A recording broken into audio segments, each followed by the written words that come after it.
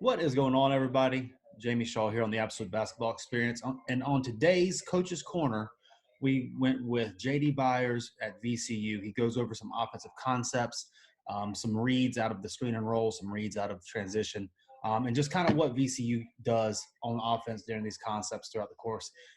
He went through plays, he went through some video and film, broke it down, and went to a Q&A. Very good session. Very excited about you listening to it. If you would, please be sure to subscribe to this channel.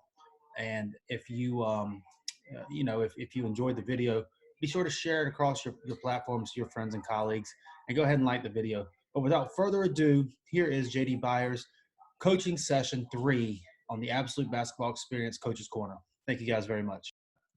Trickle in as we get going. Thank you, everybody, for coming today. Thank you, everybody, for showing up. Very excited to have JD Byers here with us from VCU.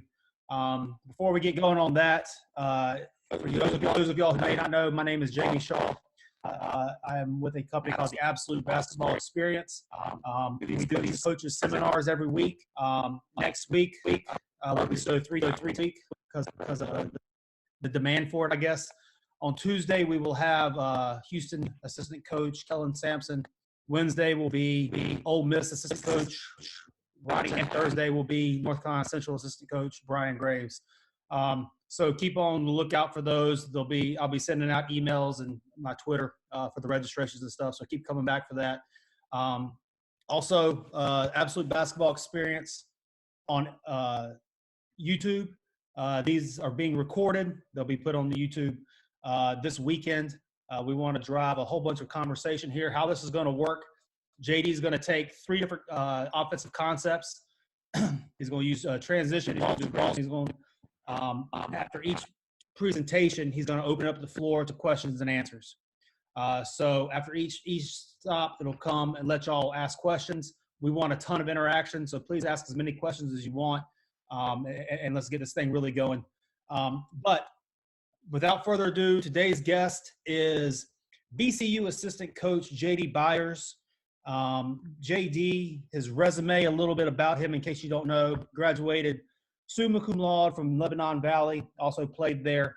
His coaching career has been very, he's been all over the rankings from the graduate assistant at the all the way up to, at VCU now, which is ranked in the top 25 this year. Started off graduate assistant Fairleigh Dickinson.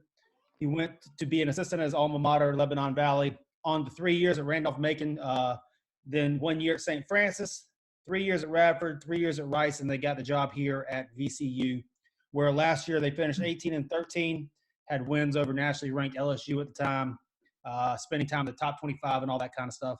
So I'll be quiet now. It's time for JD Byers to go ahead and step up to the floor. JD, thank you very much for coming today, and very excited about what I have to say. Yeah, really appreciate you having me, Jamie. And obviously, I think this time that we all have is a time for all of us to get better. I think one of the things that we all fail to do in this profession is share ideas. Not everything that I'm going to say today is you're going to be able to, probably use in the course of your program, but hopefully there's 2 or 3 things that you can take from it and be able to use. Like Jamie said, after each section, I'll kind of open it up for questions. Nothing's off limits. I got a board here. Hopefully I can draw some stuff up for you guys, but really just want to talk about our pace of play, how we play. The 3 years we've been at VCU, we've ranked in pretty much the top 10% of pace of play. Some of that is fueled by our defense and getting steals and getting out in transition, but a lot of it is our mentality and what coach really gets our guys to do, which is to be super aggressive when the ball changes hands from defense to offense. And so, hopefully this stuff will give you a little clearer view. I've tried to put multiple clips in there for each action. That way I don't always have to stop it, but I will stop some and just kind of give you guys, some direction of what we're trying to do. But I'm going to go ahead and share my screen, and we're going to get to it.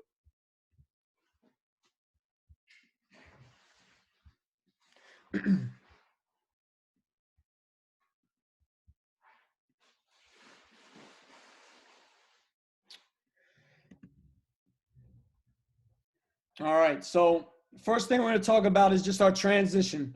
And I'll talk about kind of the tenets as we go along here, but, let me put this, get this text on here. So when we get the ball, obviously from whether it's off a missed shot, whether it's off a made field goal, whatever it is, a steal, we want to try to push right from the jump. We liked our 5 or 4 to run the rim. You'll see a couple examples here. One thing to note, when we have a good transition, it's usually because our wings get to the corners. So one thing we'll always talk about with our guys is our wings getting out, running. If they don't get the ball on the pitch ahead, we want them to try to get to the corners as fast as possible, and we want to try to put pressure on the rim with someone running down the lane line. More than anything, though, we want to run to score. So, in this situation here, our 5-man's running the hole, number 20 there, Hassan Ward, but we have a wing running here, Vince Williams. We put pressure on the rim, get the defense to collapse, and being able to get those opportunities early on in the possession. We will give our guys a lot of freedoms to shoot transition threes. You see here just pushing the ball, and I'll just run this back. Because we're running the rim, this causes, this is a LaSalle defender here, Isaiah Dees. He has to worry and account for the rim runner. So now we get the defense again to collapse to the lane. This is our best shooter, Bones Highland, getting a wide open shot in transition. One thing I think is important when you play this style is pitching the ball ahead. I think you get your wings to run, and the best way to get them to run is if they know they're going to get the ball. So you see here a couple opportunities, and just note how quick the ball, we like it not even to touch the floor at times. Marcus Evans gets the outlet there, pitches it right away, and in one dribble, Dariante's to the rim. Here's another example. So now if we can't pitch it ahead and try to get to the rim, we want to give our guys opportunities that are good shooters to shoot this shot. And I know, I'll just stop it here. We have these debates all the time. Is a transition 3 a great shot? Is it a good shot? I think it all depends on who's shooting the shot. One thing I think we all as coaches, we want to reverse the ball 3 or 4 times. We want to get the defense to have to react to a lot of different actions. And sometimes in the college game, by the time we get to the end of our shot clock, we've pulled the ball out to the top of the key. We set a flat ball screen, and we end up taking contested 2. So if you think about it, this shot right here, this is Malik Crowfield, which is one of our better 3-point shooters the last few years. He's getting a step-in shot with his feet underneath of him. We feel like that's a good shot for us. Again here, I think one thing to note for everyone, you saw in the last 2 clips, look where the outlet pass is taking place. So, within one dribble, Marcus Evans is going to be able to clear half court. I think that's a key.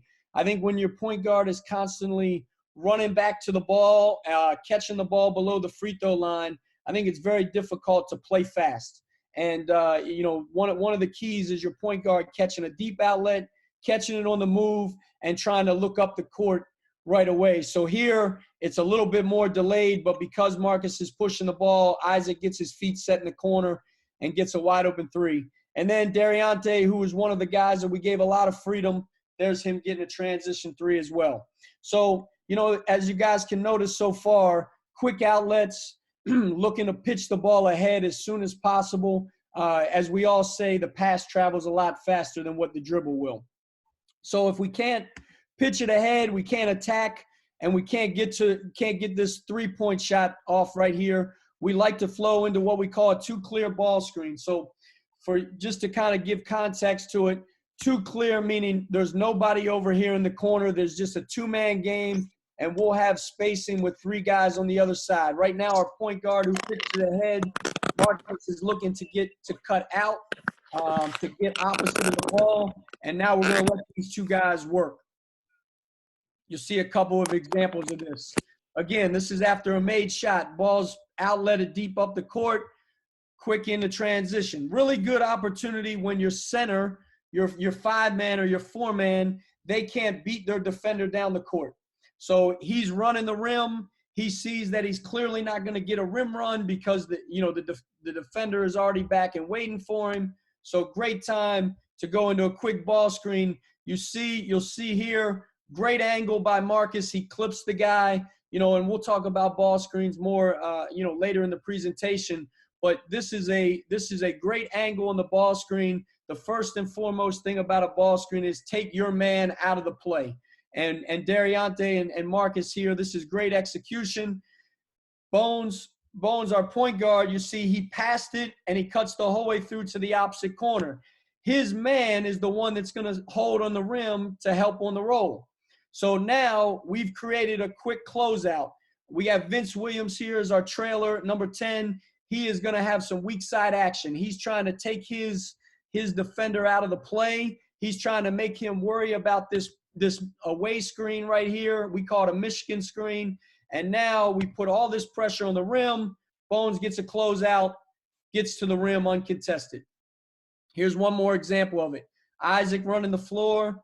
Again, Bones cutting through.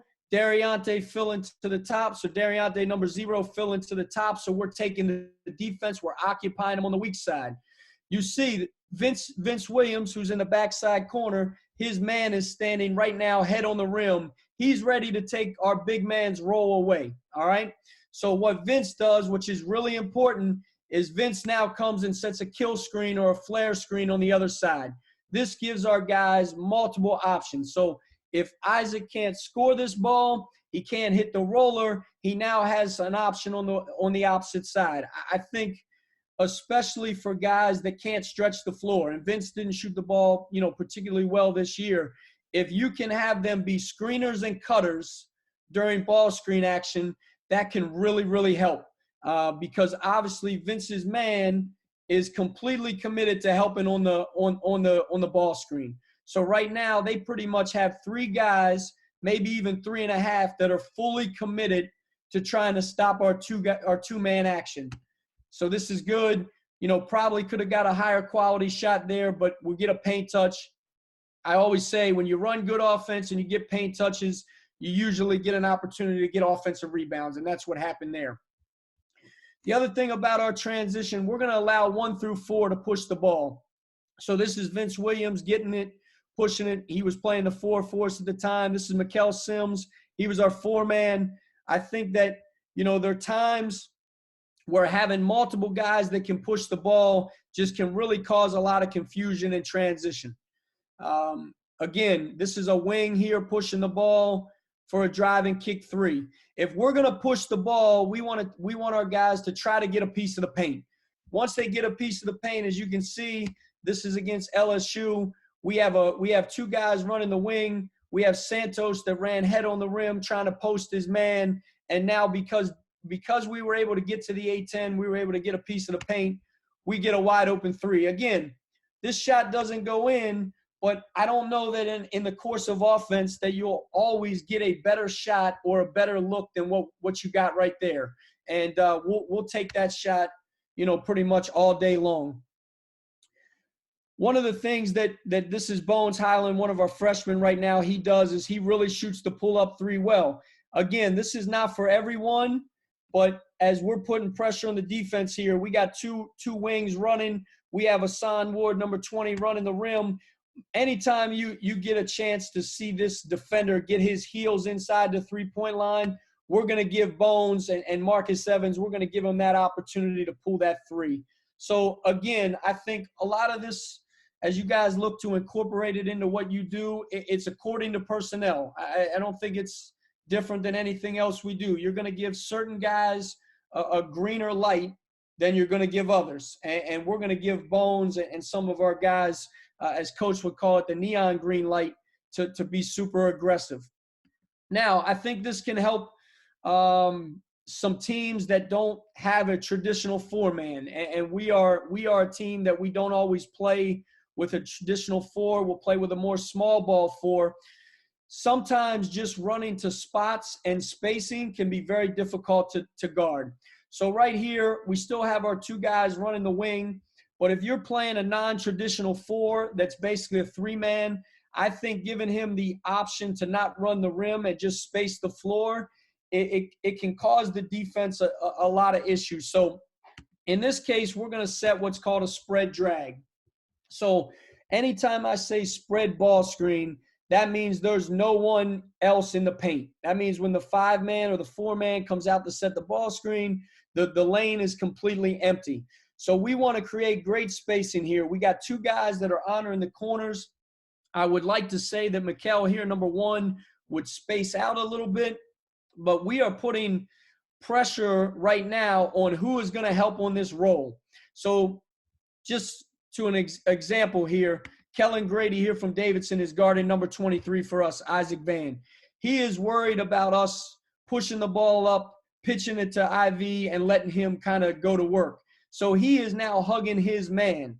As a result, when Marcus sets this ball screen, he's able to slip to the rim, no weak side help, and able to get an easy shot. Here's another example of it. Now, in this case, our 4-man did run the rim, but what you're going to watch, it's going to turn into a spread situation because he's going to space to the corner.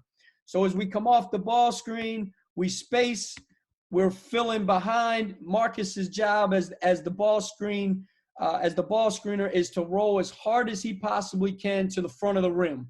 He is trying to get a layup, or he is trying to take multiple defenders with him. In this case, number 25 from Davidson is forced to hold on the roll. One thing that Bones does a good job of, he doesn't hold on to the ball too long. He gets rid of it. We get a closeout situation, and we get a layup. I think as you guys see more of our ball screen action, you'll realize that when this guy comes off the ball screen, he is seeing the roller the whole time. We want our ball handler to identify who is taking away the roll, all while he's trying to get downhill. If he can get past his defender, he can get past the hedge, we are giving him the freedom to try to make a play. But when he realizes that he can't hit the roller, we want him to get off the ball as fast as possible and want to be ready to attack closeouts. Similar to our spread drag, we also will come up and set a spread, what we call step up. Anytime that we set a ball screen going towards the outside third of the court, we call that a step up. Now, as is the case a lot of times, our spacing is not ideal right here. So Bones, number 5, we would ideally like him to be a step or 2 closer to the corner. Our other wing, number 11, Keyshawn Curry, we'd like him to be closer to the corner as well. Anytime there's a ball screen, we want to try to fill the corners. We want to try to fill the corners and space out as much as we possibly can. But I think this is really good action. Most teams get used to you setting inside ball screens going towards the middle, whatever you might call them. Coming up and setting a spread. Again, Derry, one of our better shooters, that's a good shot. If you don't want to let your 4-man have a lot of freedom, meaning freedom to step out to the corner, freedom to run different spots, one thing we have done is we do what's called a drag in transition. And anytime our 4-man has run head on the rim, we run a roll and replace. And this is big in our offense. This is a huge part of what we do. So Santos here, our 5-man, is trailing. His job is to get below the level of the screen, trying to get his butt as close to facing this corner over here where number 0, Dariante Jenkins, is standing. We would like his butt to be facing that corner as much as possible. In the college game, especially with everything being such scouting report driven, teams that, especially not guys that guard Bones, but if they guard guys that aren't as good of 3-point shooters, they will try to go under ball screens. The better angle you set on this ball screen, the harder it will be for the defender to go under. You want to make it so if he goes under and your handler comes off the ball, it's a foot race to the rim. And we like to say that we should win that foot race if the angle of the ball screen is good, like it is in this instance. Now, they fought over. What I mean by roll and replace, Santos is rolling. Our 4-man is replacing. So if Bones doesn't get the whole way, our point guard doesn't get the whole way for this layup, he has got our 4-man standing at the top of the key wide open. And this is a big-time staple in our offense. Here it is again, point guard pushing it. Our 5-man's trailing. Our 4-man, was the rim runner, the guy down the court first. Good angle, draw 2. And this is what happens on roll and replace. Mason is not sure who they want to cover with the replace. So right now, their defender, their X4, who's head on the rim right now, he's holding in. So the guy guarding our wing over here is not sure. Does he come up and guard the replace? Does he stay on his man? He's trying to guard two. We get a wide open shot. I got a couple more clips of the same thing. Again, roll, replace, create some confusion, allow your guys to operate and be players. This can happen in a fast break situation. It can happen in a delayed break situation. But again, you want to get opportunities for your guys to attack closeouts. So in this case, no, we don't score off the ball screen. We don't even score off the replace. But because Richmond was confused, they end up getting a closeout. One of our better shooters gets a wide open three. Some other things we'll do out of transition. I got two more clips. We will let our four-man set the drag if our five-man is the rim runner. A lot of times what we'll do is just let him pop. So difficult to guard in transition. If you have a shooting four, I think it's really good action.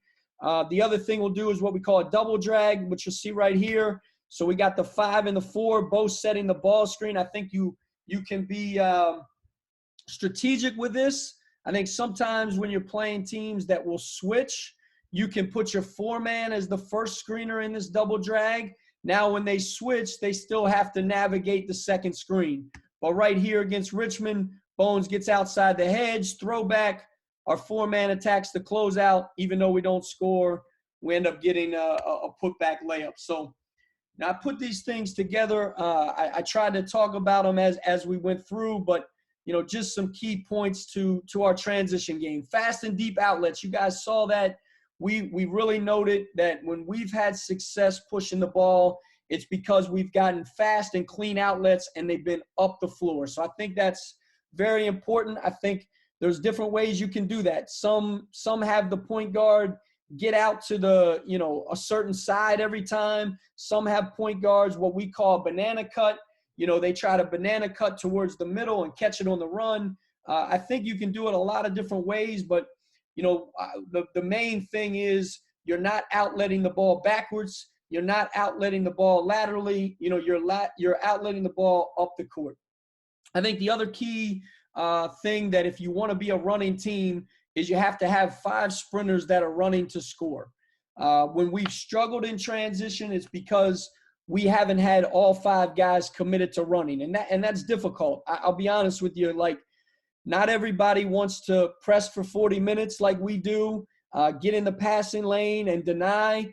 If you look at our statistics, we have some of the longest defensive possessions in the country. So you do all that work, and then you get the ball, and it's like, well, do I really want to sprint down here? And our selling point to our team is the more possessions we can have, the more we can play in outnumbered situations. I think the more opportunities we're going to have to score the basketball. Pitch ahead whenever possible. I think this is key.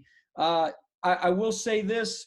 Certain teams have better wing guard handlers than others. So this might not be for everyone. I think for us, we try to put at least 4 guys on the court that can handle the ball. And as you'll see with Santos the last couple of years, our 5-man, he's another guy that in the half court can really, relocate the ball from side to side. He can handle. So the more handlers you have on the floor, I think the more dangerous you become. And that's why we always said pitch the ball ahead whenever possible. I think the next thing is your wings got to get to the corners. We've noticed that when we've struggled with transition is because our wings will stop early.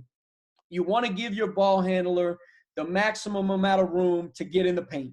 And so the earlier your wings stop, the more that help side can really, play a part in all this. So you want to get your wings to the corner, and then as that ball handler pushes it, you want to try to get, a piece of the paint.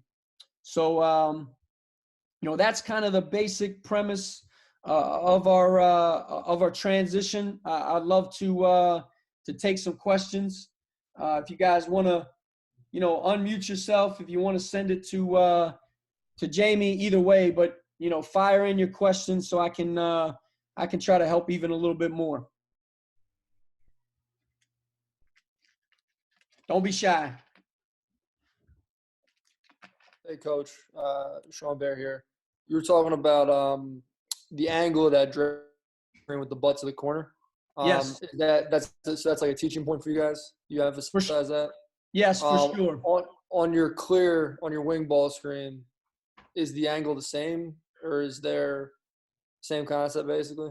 Same concept. We would like to get below the level of the screen. Here's what I would say, Sean, and I think this is the biggest key of all, is that you want the right angle, but at all costs you want to get a piece of the defender.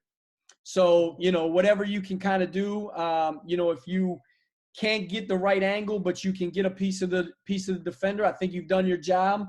I just think that a lot of guys will try to slide under ball screens. That's especially your pack line teams that want to protect the paint. So you have to do a great job of getting that angle so you can get a piece of the defender, prevent them from going underneath the screen. Hey, JD. What's going on? Travoisi Jackson here, Centennial High School. What's going on, my man? Good to see you. Hey, great to see you too, boss. One question I had about that ball screen: how do you guys avoid getting offensive fouls if you're clipping guys? Yeah, I mean, and I'll talk about the actual tenets of our ball screen offense when we get here to the end. But we have to spend a lot of time getting our guys to wait. It's like anything else in the college season. Moving screens is an emphasis for about the first 5 games of the year.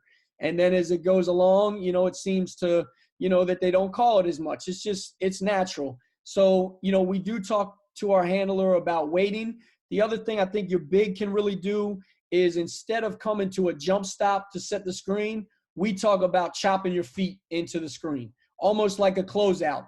That way you're not overrunning the screen and you're not just flattening the guy. You put on the brakes, chop your feet, hold your position. Ultimately, it's the guard's responsibility to use the screen. Do y'all use it as a rub screen much at all, or ghost in it? We do some things. I don't have this in the presentation, but I can show some things. We do ghost some screens, especially when we have a shooting 4. We don't ghost much with the 5. We'll slip the 5 more. But yeah, I mean, we'll do some guard-to-guard slices, which is kind of like a rub screen. And, again, those are risky in the fact that, it seems that the defender will take the chance and run into the guy on the rub screen. They can inevitably call a foul. But we don't see it happen a ton. Hey, what's up, Coach? How's it going? What's going on? I'm good. My name is Antoine Wade. I'm with University of South Carolina, Aiken. Awesome.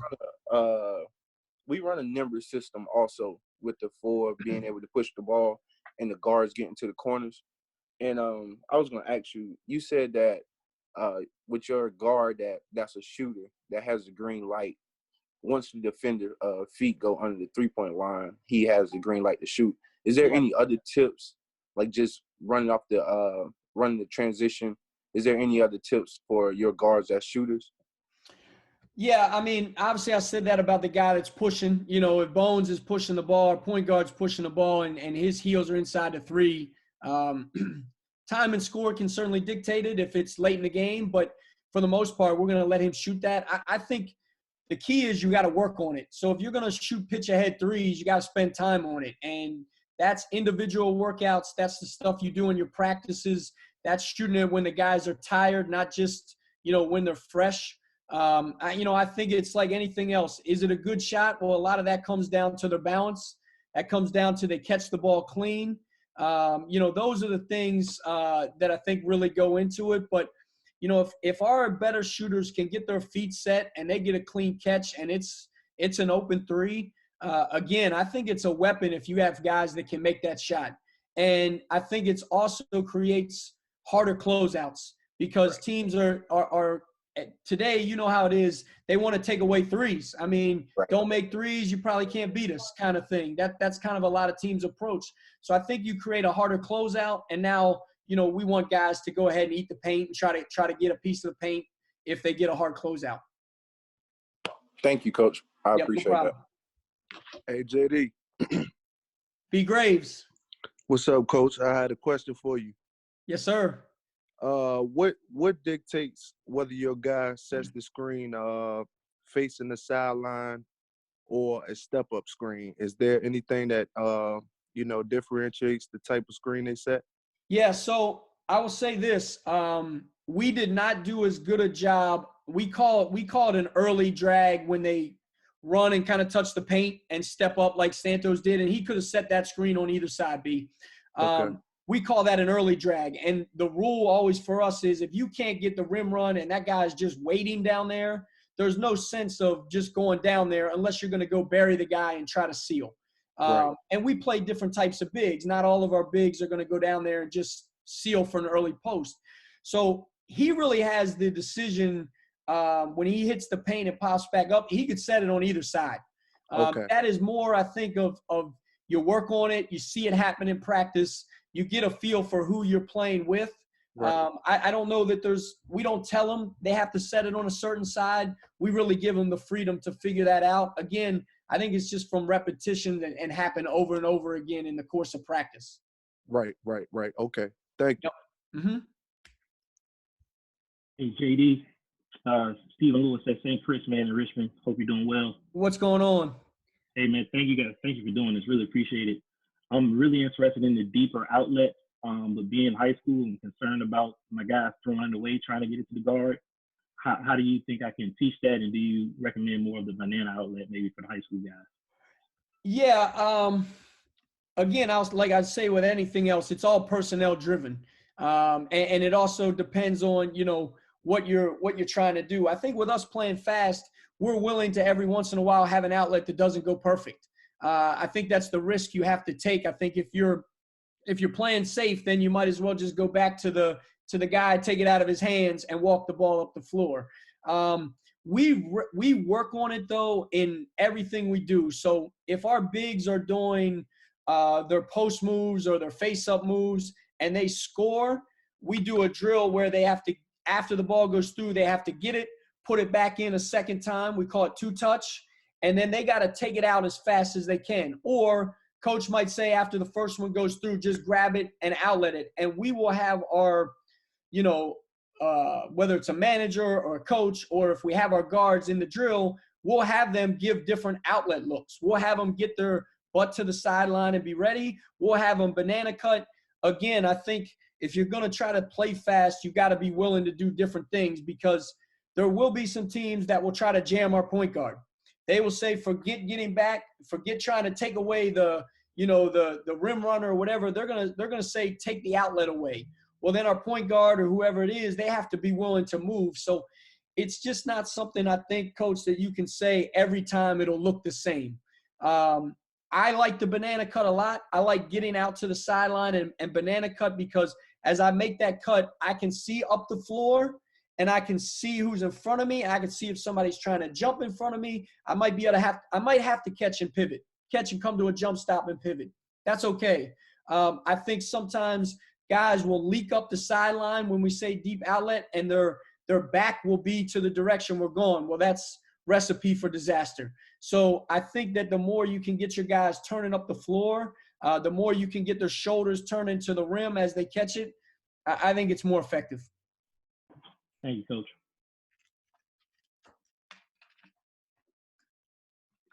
JD, what's up, man? Mike Moynihan at Mississippi State. Quick question. We got to guard a ton of drag screens. What was the team that guarded y'all's drag screens the best? How did they guard those ball screens? And what was their pickup point for the basketball? Yeah, I'm trying to think. There's Rhode Island does a really good job in our league, I believe. I think that the key is an early pickup point, Mike, and trying to hedge that thing early. Especially the spread drag, it puts so much pressure on who's helping at the rim. So the harder your hedge is, the harder it is to see that pass, and the more time the defense sort of has to rotate in and take the roll away. Personally, I know for us defensively, we spend a ton of time guarding that action, in transition, because we feel like it's one of the hardest to guard. And we like to pick the ball up early. We like to try to hedge the ball hard and send it uphill.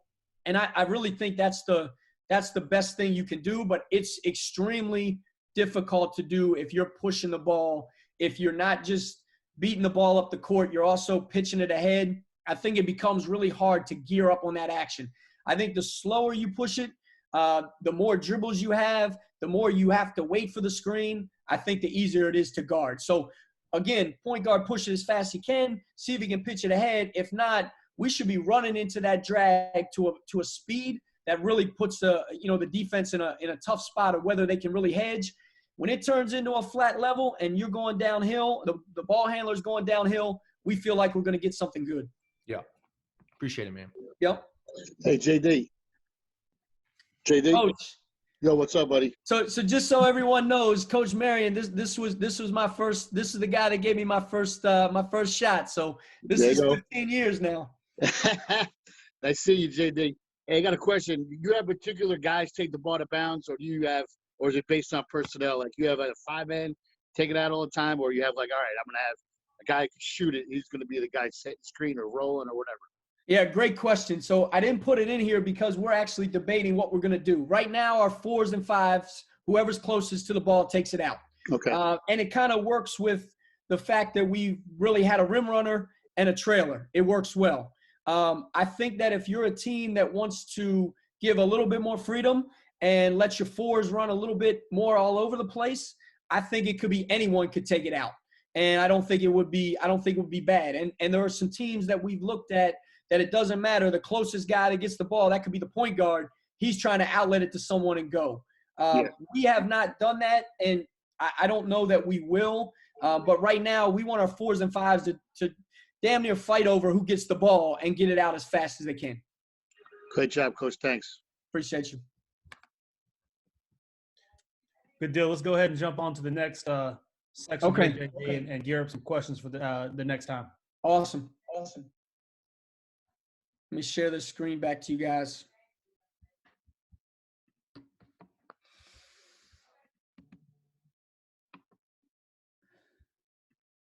All right, now, I don't know the best way to term this outside of secondary break.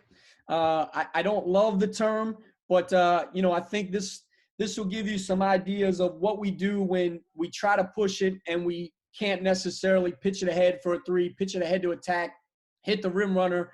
These are some things that we can do. We call it reversal series. Something that's been part of VCU, was with us at Rice for a long time. But we basically want to get the ball to the trailer and go ball screen as fast as possible. You'll see a lot of different looks here. So that was just a regular trail ball screen. We call this action right here a hitchback. Anytime we throw it to the trailer and he comes right back to the guard that threw it to him, we call it a hitchback. Now you'll see here, LSU, they iced all the ball screens. So Javonte Smart is not letting our point guard use the ball screen. So what Santos is going to do, Santos is going to twist. We're going to go downhill. This is a good one right here because their X5 is deep in the paint. He's below the A10. Marcus, very good pull-up shooter, gets an open shot. This is more the traditional reversal. So again, one thing I don't want you guys to lose is we're running to score. Santos is running. Malik, who's running the 3-lane right now, he's running hard. We got our 2-man here, Keyshawn Curry on the right side is running the floor, and we got Bones pushing the ball. If we don't have it, we like to reverse it and go right into a ball screen. Now, options and things we can do here.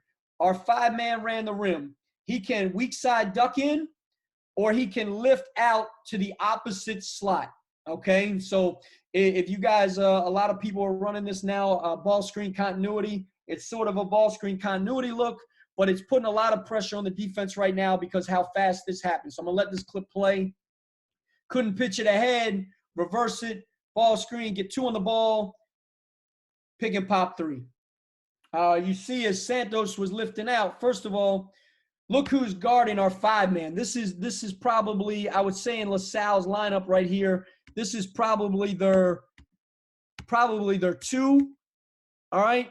So he's guarding our 5. So that's obviously to our advantage already.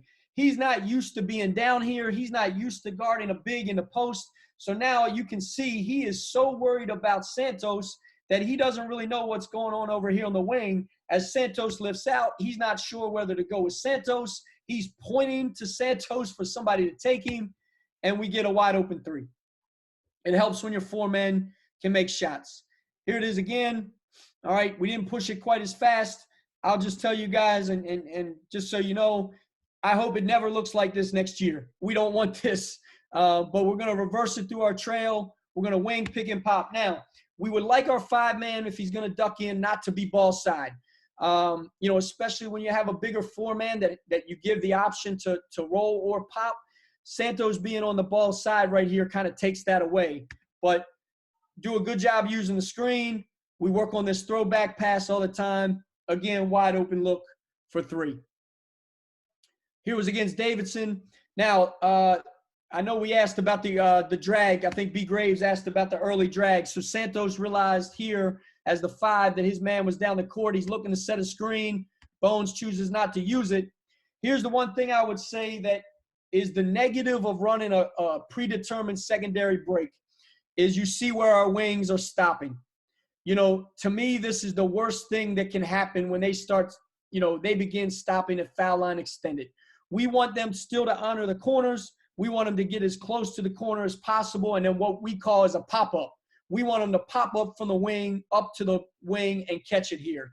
But this isn't ideal, but what we see here, we see a team, and then Santos actually turns it into the double drag. He didn't get up there the whole way, but I would say to you guys, any team that switches with, if you play a small ball four, what a great action is after that four-man sets the ball screen, is the five-man comes right into another one.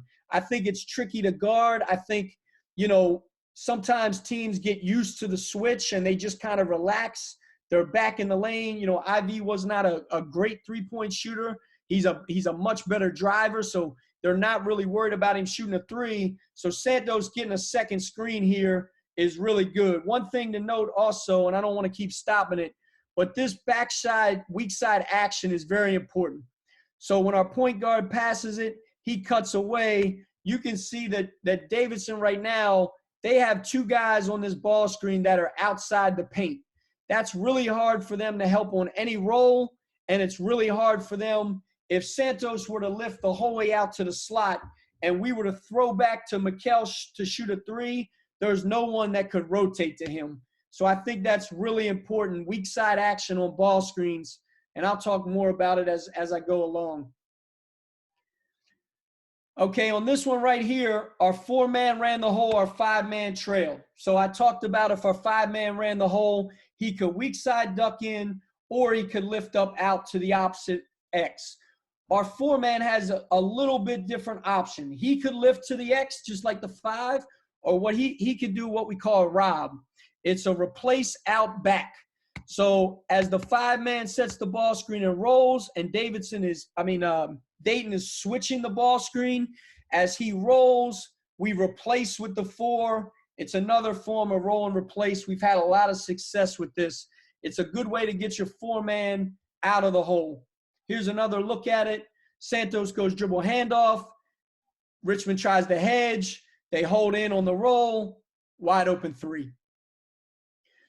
When you have skilled fours, different stuff you can do. So here on a dribble handoff, you got a keeper. Should be an M1, but good play, good action. Another thing I think is important, and I think this is why, we get frustrated at times when our guys don't run to the corner. Look where we catch the ball here. We're a step and a half above the free throw line, maybe even 2 steps. As Santos lifts up out of here, there is no one in the paint right now. And I think that this is the great time, especially when you use the ball screen over and over and over again. I think this is a great time you can get to the rim and you can get an easy basket. What I like to tell our wings, you should catch the ball low enough on the wing that in one big dribble you could get to the hole. Because we all know the more dribbles you take, the more time it gives the weak side to get there and help. So IV does a good job of setting it up. I know you guys asked about moving screens. This is a great way to prevent them. He sets it up with a half jab. He comes back, gets to the cup. We end up getting a basket. I talked a little bit about continuity. A lot of teams will run this. So, and I'll talk you guys through this as we go because there's a couple different clips. But again, when you have athletic dudes, you can throw it to the rim. So what options we have right here? So when we reverse the ball, you can see our point guards creeping up out of the corner. We'd like him to be lower in the corner, but obviously there's no denial here. So this is an easy reversal from our 5-man to number 23, and it's an easy option.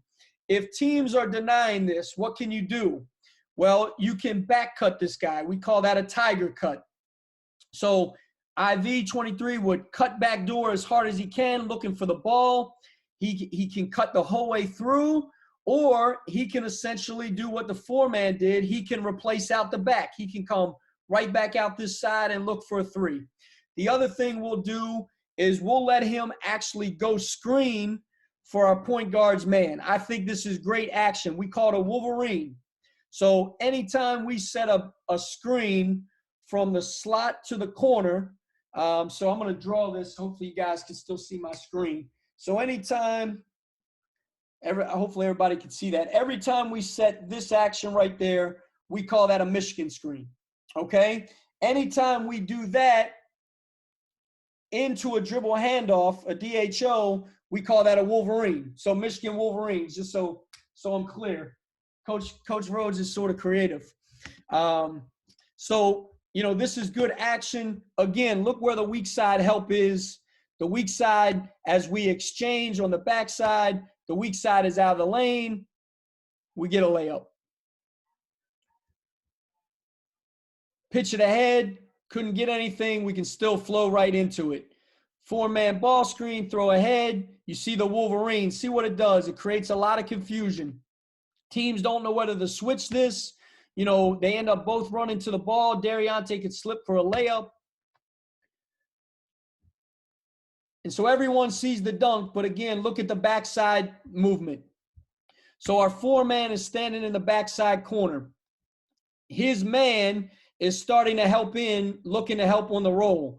But because he comes up to set a flare, he takes 2 steps up the lane. No way he's going to be able to recover to get there. And just see one more example of it. I think a lot of teams are doing this ball screen continuity. I think you can be creative out of it. There's a lot of things you can do. But again, hard Wolverine here. Turn the corner. Again, you see the layup, but watch the action here on the backside. Marcus Evans, who's number 2, he's going to screen in. These guys aren't sure. No one knows who to take the roll. Bones also has a kick out for a wide open 3, but he makes a great read, and we get a layup. Sometimes we won't lift the 5-man, so what do we do after that? We'd like to just get into random ball screens.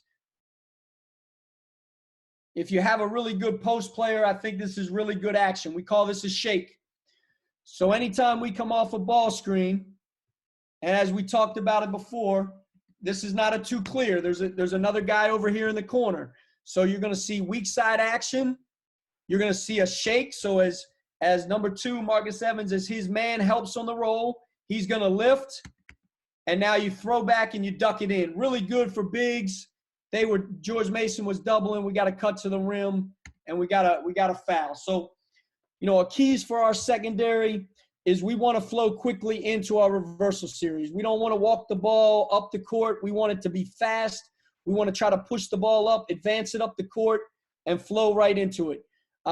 We like to get to a wing, ball screen, or DHO as fast as possible. Don't allow the defense to set up. Don't allow them to load up on the ball screen. We give our 5-man the option to duck in or lift. We give the 4-man our option to lift or replace out the back, a rob.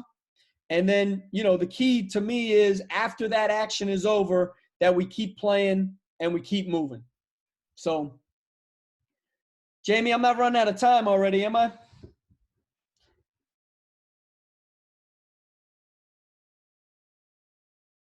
Okay. All right, cool. So I'll just open it up to any questions on the secondary.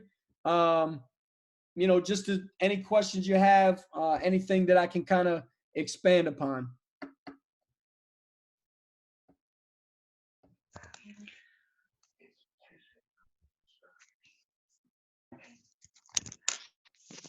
Jay, one more question for you.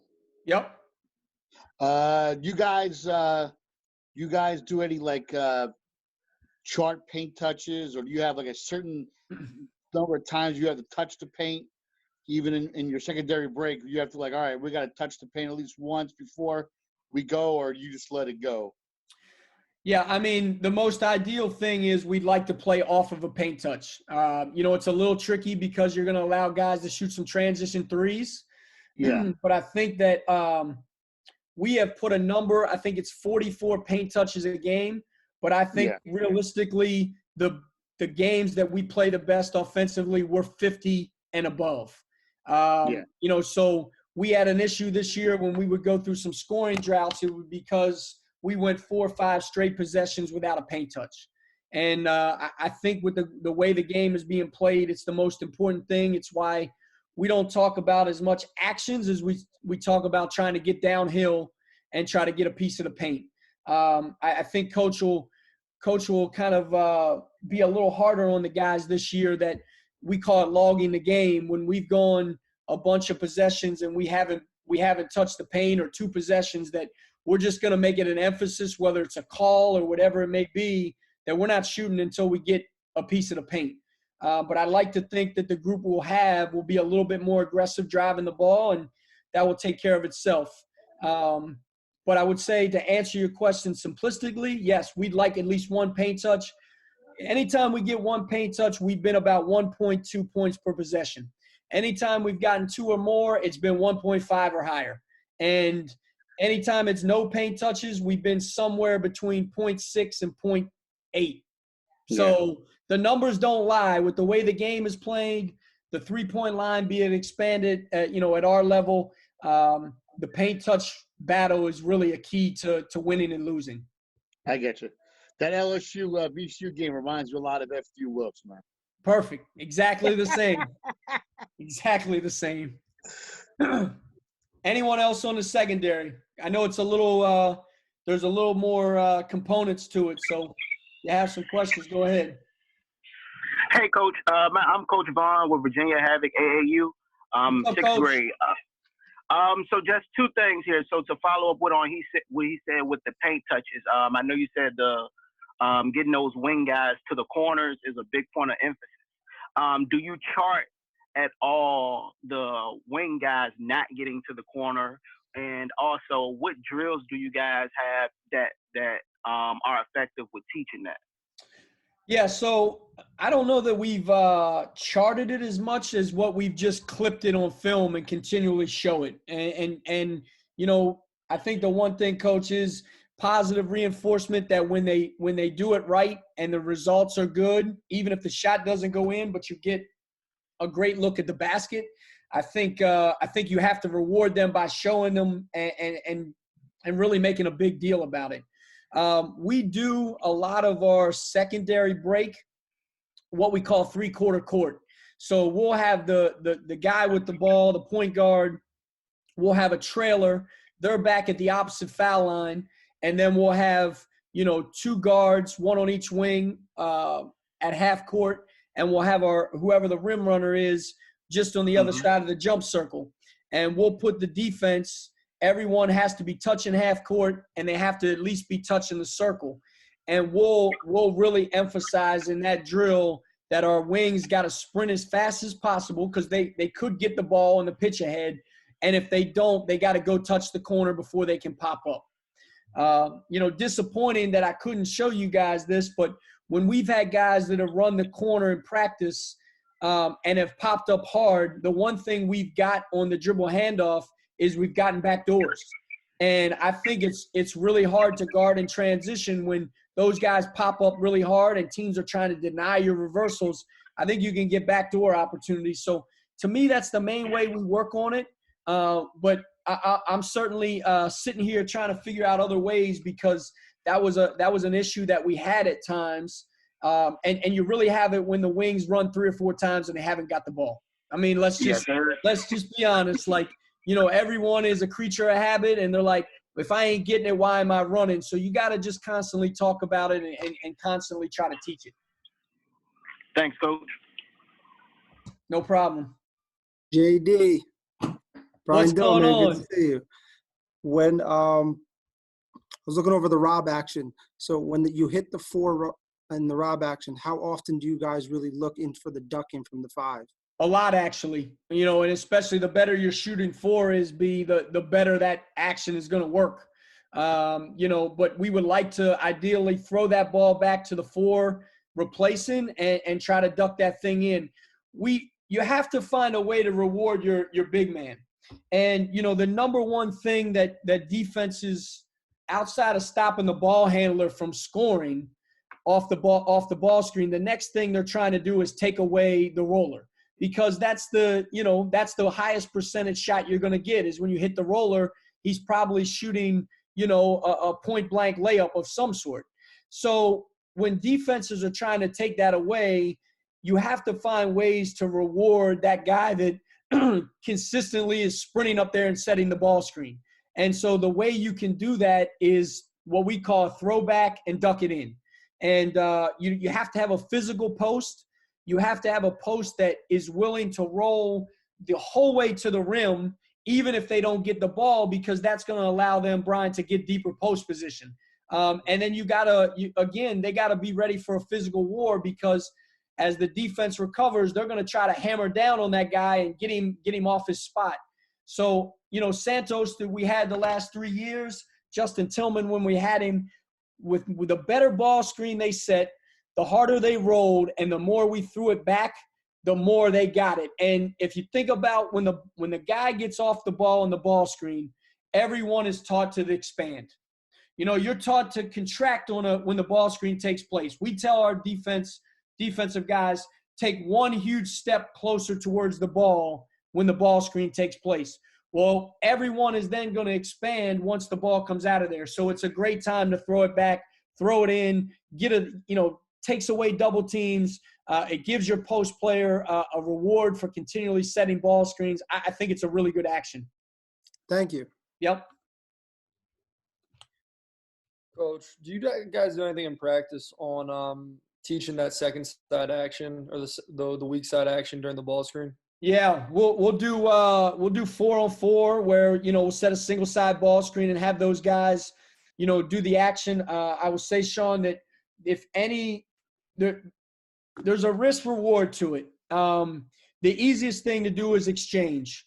Most people would just switch the exchange on the backside, but still they have to account for the exchange. They have to talk it through. They have to see that their man is moving spots. The pin down, or the Michigan as we call it, or if you want to flare out of the backside, what you have to have is great timing. Because if you don't, 2 things can happen. One, you run into the way of the ball handler. And that can happen if you don't have good spacing on your ball screen. The second thing can happen is, quite honestly, you're taking one option away by coming in and screening. So you have to just have the right timing to it. But, yeah, we work 4-on-4 all the time. We'll do some stuff where even a coach will come off the ball screen and just those guys work on that action and that movement. Again, a lot of it is just trying to occupy the weak side. And I think that's important. Thanks.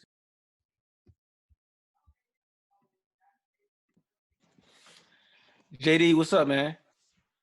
Corey Kofer, what's happening? Hey, man. Hey, do y'all ever throw it into the post? And when y'all throw it into the post, what are some actions y'all do out of that? Yeah, so in my time with Coach in my 8 years, we pretty much done it all. So when the ball goes in the post, a few different things you can do. You can do nothing. You can space. And I think when you got a really good post player that can go to work down there, sometimes the best thing you can do is just space out and let him go to work.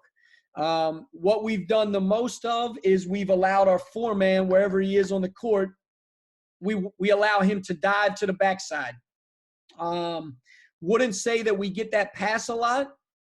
I would say that if he's diving from the weak side, whoever the low defender is, inevitably will take a step towards him as take a step in as he dives, and you can get that kick out to the opposite side, Corey.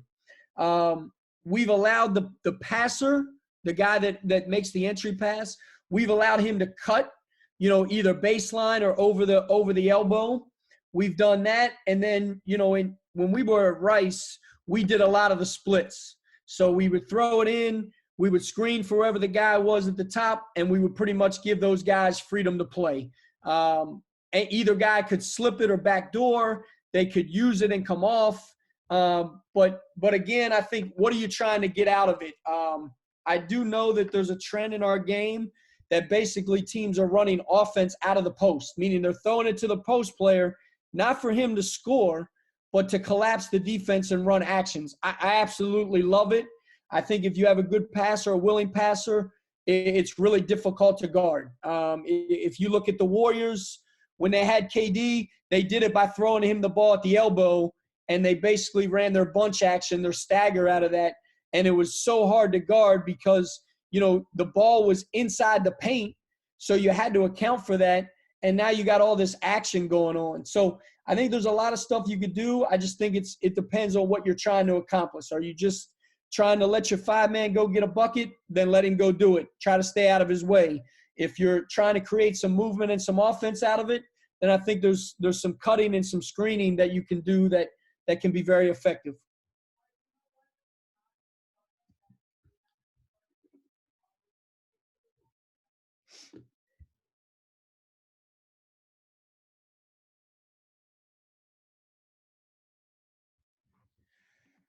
All right, so the last thing I'm going to talk about is ball screens. You've seen a lot of them already, but I'm going to give you some of the main actions that we will run in our offense. They are simplistic in nature. What I mean by that is they're fast to get into, but there's a lot of complexity to it once you get into them. So I'm going to try to give you an idea of what we look for coming off the ball screen. Again, trying to give you different types of ball screens that we'll run. And, I think you can take the play and use the play, or you can just put this in on the course of some of the stuff that you run already. This is our spread ball screen. It happens pretty fast. We run it right out of our secondary. So all we've done really is the point guards hit the wing and cut through to the opposite corner. We've reversed the ball, and we'd like to catch it somewhere in the slot. DJ is catching it a little high right here for our liking, but, he's on this side of the lane line, which is giving him plenty of space. Our 4-man there with the headband, Mikel, is leaking out. We want, anytime we come off a ball screen towards the double side, we'd like to be one guy in the corner and one guy one step above free throw line extended. We want to give this ball handler as much room to operate as possible. So right here, we're coming off the ball screen. We're hitting the roller. Their help is late. We get an N1. Here it is again, same action. One thing I would say to this, Santos is our 5-man's trying to anticipate the pass. When teams deny and slow this down a little bit, it can mess up timing. And as you see, Santos is at the elbow, and his man is right there with him. What we'd like to do is Santos have a little better timing, and we want him to sprint. We want him to lose contact from his man, which is why we try to get the more mobile our bigs are, the better we're going to be, because defensively it fits our style of play, but offensively, when they're mobile and they can move, it's really hard for other teams to guard us. We want him to lose contact, so in this case, the UMass 5-man can't get up there to guard the ball screen. If you see on this one right here, DJ has caught the ball way too close to the white line. So there's not very good spacing. He is on this side. Basically, we got 4 guys on this side of the court. I never recommend this unless you're the guy setting the ball screen here, your 5-man can pick and pop over there and create a 2-on-1. We would like to catch the ball further over the court. I saw Dane Fisher from Mason do he's not from Mason anymore. He's at William & Mary, do a really good clinic, and they had a pick and pop 5. They would run their ball screen like this just to create the 2-on-1. For us, we'd rather not do that. We'd rather get our 5 rolling to the rim. But here, the UMass defender helps off our shake. We call this a shake action. When the guy shakes up out of the corner, now we got to close out. We're in the lane. We're getting a layup. Something I think has been really effective for us is when we have guys that aren't as good off the ball screen, they can't really just dribble the ball 5, 6, 7 dribbles. We do what's called chase action. So it looks exactly the same as our spread ball screen. We're just going to throw it to him and get it right back. Very tricky to guard. You're going to see it again here. Same action. We're spacing. Now, if you have a mobile 5, there's different things you can do off of this. He can keep it. He can go play with the next guy for a dribble handoff. You see here, we don't chase it. Our guy throwing it actually cuts back door. Now, our 5-man has options here. We got 2 guys over there on the strong side.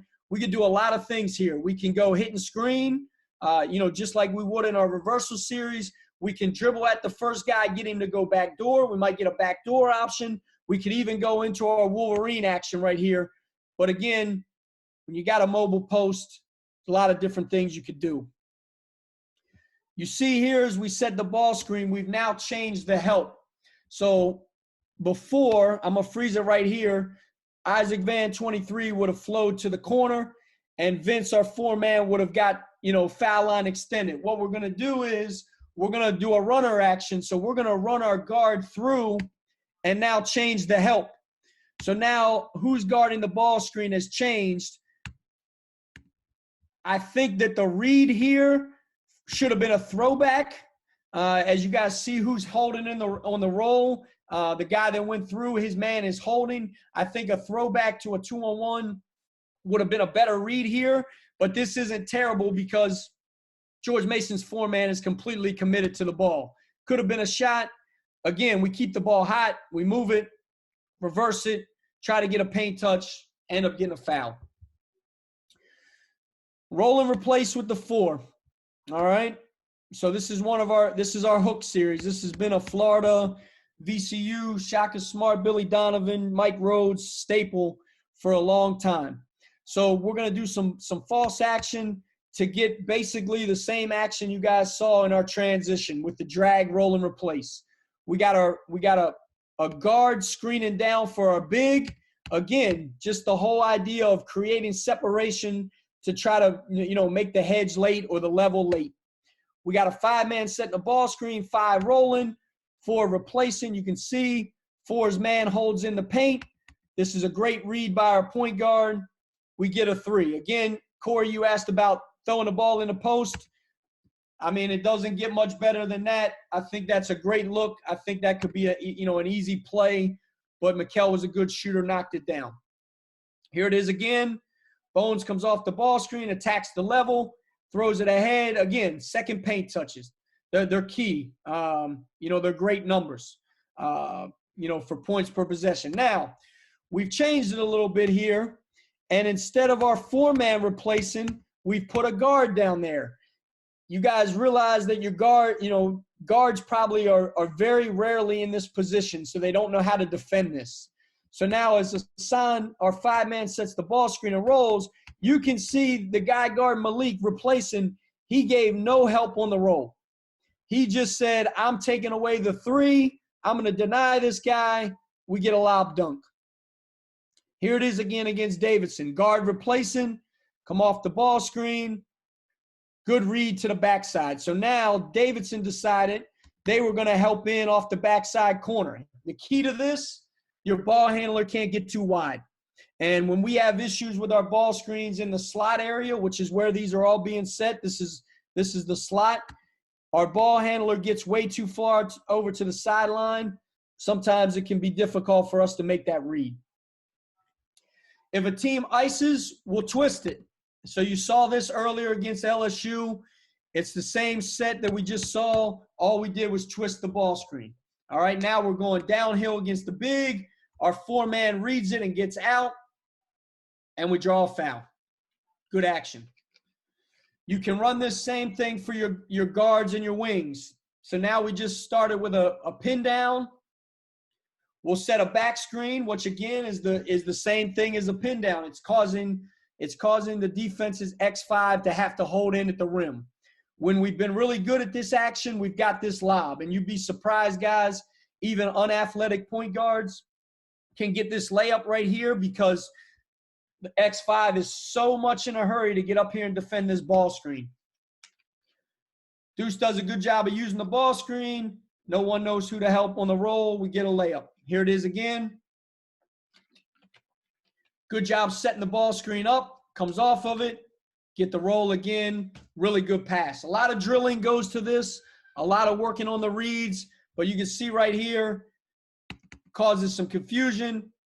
IV is able to come off. Plays off 2 feet. Gets an easy shot in the lane. Just to continue the theme, you can mix up who you replace with. So now we're going to replace with our guard. So we got Marcus Evans, who came off the ball screen the last couple times. Now he's going to replace. We end up getting downhill. See it again here. We replace with the guard. Great read, great catch, great finish. All right, and that obviously takes a lot of practice. Again, if you play against ice, if you play against hard hedges, you can twist it. Twists are good. Again, get it hot off the ball screen.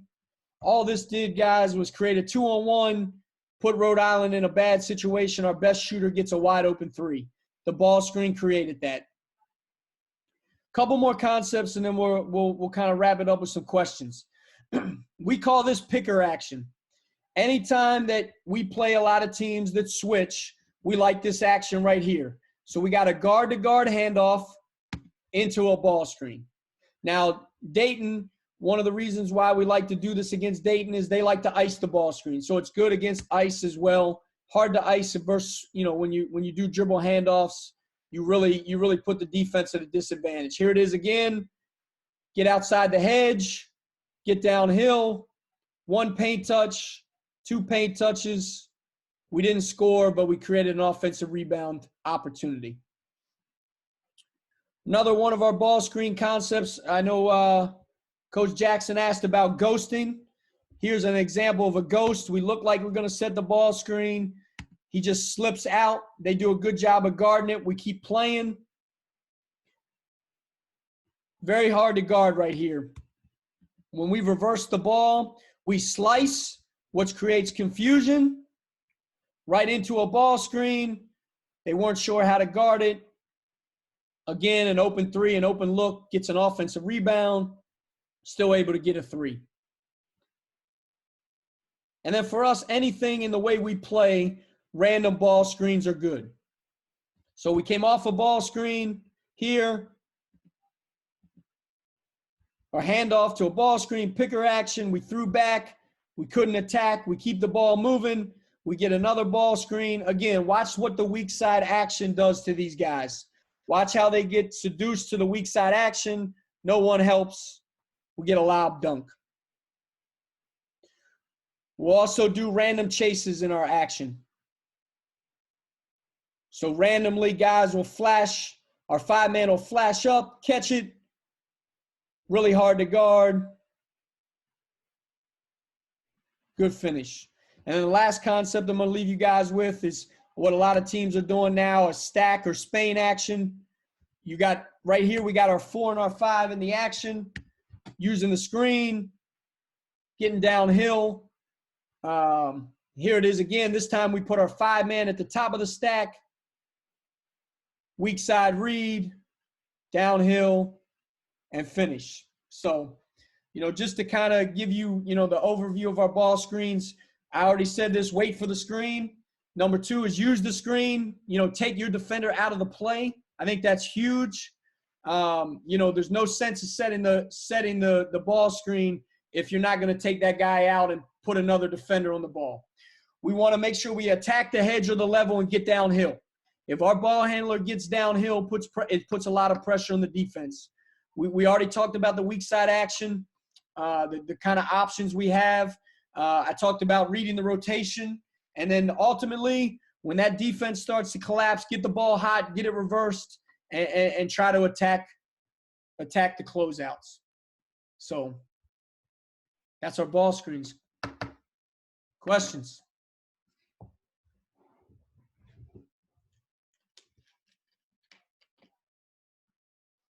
JD. Yes, sir. How often are you guys working on ball screens in practice, like time slot wise, would you say? Just considering how many ball screens you guys do run. I would say not enough, but we are spending a lot of time on it. We'll do it. We'll do sections during practice where the guards will be working on it, just using the screen, working on the footwork when they come off, whether it's pivoting to throw back, whether it's getting outside the hedge to throw forward, whether it's, getting to the elbow and being able to drop it off.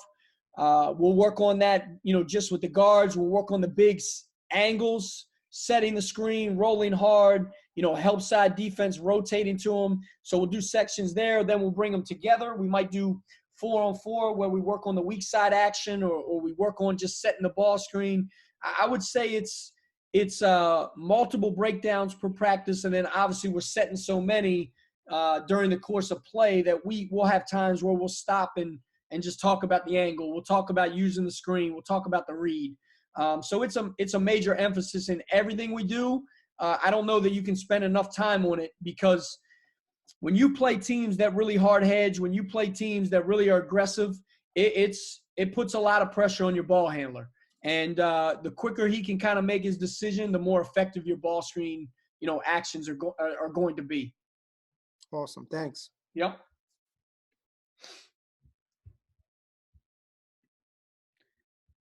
Jamie's probably – hey, what's going on, Tom? So you guys obviously teach to have the defenders go over the screen. If you have a defender go under, if the ball handler's not comfortable enough to take that shot, do you just sprint him to the paint with the ball? You just want him – yeah, you mentioned it earlier a little bit. You want him to just sprint that and attack it? Yeah. If he can, his first thing should be to try to win the foot race. If he can't win the foot race, a concept I didn't put on here, but we'll do what we call flip the ball screen. We'll have our big turnaround and re-screening coming back the other way. Generally speaking, like by that point, they're in the paint or at the lane or foul line extended. And, we feel confident that all of our guys can make that shot.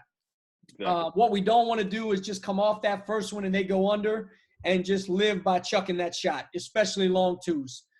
We prefer as few long twos as possible. Again, I think we have some guys that are better at it that will let do that. But, I think flipping the ball screen, trying to get back in the paint, I think that's a better option.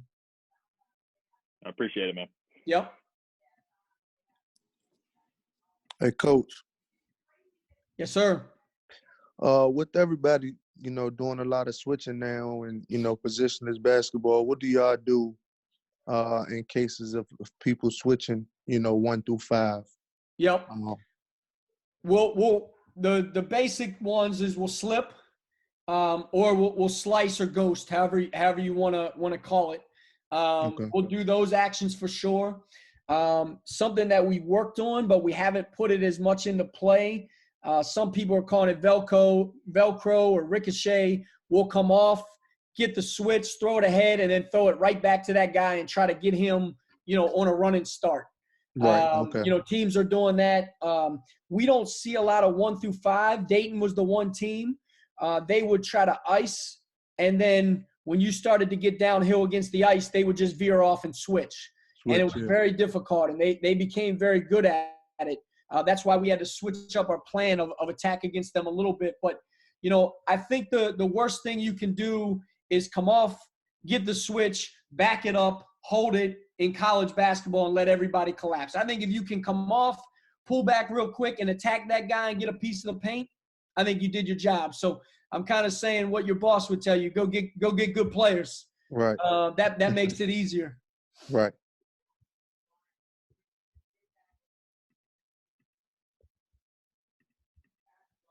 Jamie, did I ruin your lunchtime, man? Did I went too long?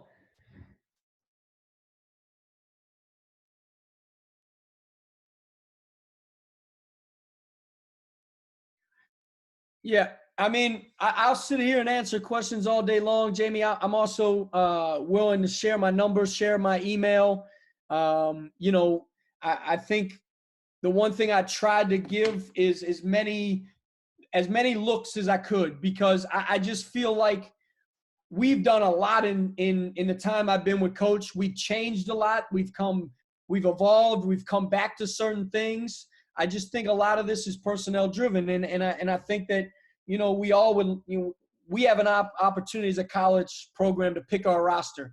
Not everyone has that, and even when picking your roster, it's not always perfect that everybody fits in this box. So what is things that you can do to evolve where you can take, instead of saying a guy can't do something, how can we make what he does a strength? So a guy that doesn't handle as well, but, can really cut hard or can get a running start, well, maybe we do chase action instead of setting the ball screen. And I think it's really important that, you're willing to adapt to what your personnel is. And, it's easy for us as coaches to say guys can do this, but they can't do that. What can you get them to do that they're good at and fit it within your scheme? I think it's really important.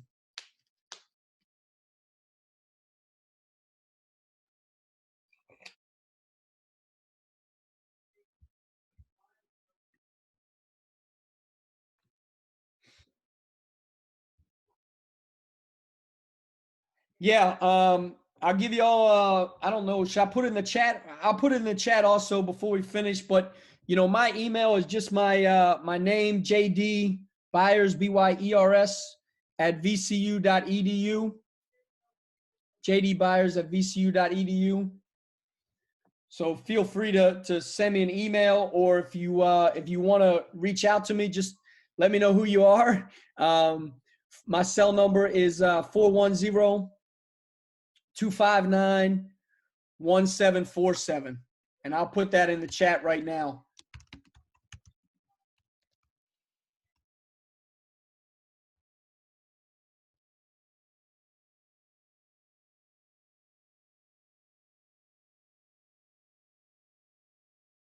Awesome.